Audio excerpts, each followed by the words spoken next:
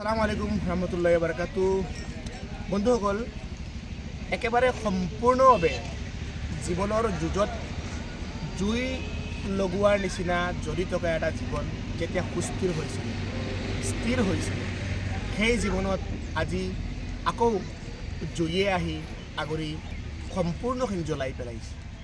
আপোনালোকে দেখিবলৈ পাইছে মোৰ লগতে আছে আমাৰ বৰণা কামালউদ্দিন যিগৰাকী মৌলানা কামালউদ্দিনে নিজৰ জীৱনৰ যুঁজত যুঁজি থাকিবলৈ এই দোকানখনত আহি থিতাপি লৈছিলে আৰু এটা পৰিয়ালক পোহপাল দিয়াৰ যি দায়িত্ব এজন দেউতাকৰ বা এজন বাপেকৰ থাকে সেইখিনি পালন কৰি আছিলে। এই কষ্ট কৰি এই সৰু এখন দোকান যিখন ডিফু বাইপাছৰ আমাৰ সকলোৰে সুপৰিচিত কেৰেলিয়ান হোটেলৰ গাতে লাগি থকা দোকান আছিলে।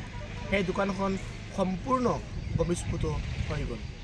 আমি এই চেগতে কিছুমান দৃশ্যাংক দেখুৱাবলৈ বিচাৰিম আৰু লগতে আমি কামালউদ্দিন ডাঙৰীয়াৰ দুইষাৰ বক্তব্য জানিব বিচাৰিম কেনেধৰণে সংঘটিত হ'ল এই জুই বা কেনেকৈ জ্বলি চাই হৈ গ'ল এই তেখেতৰ জীৱনৰ যুঁজৰ এই সংগী দোকানখন।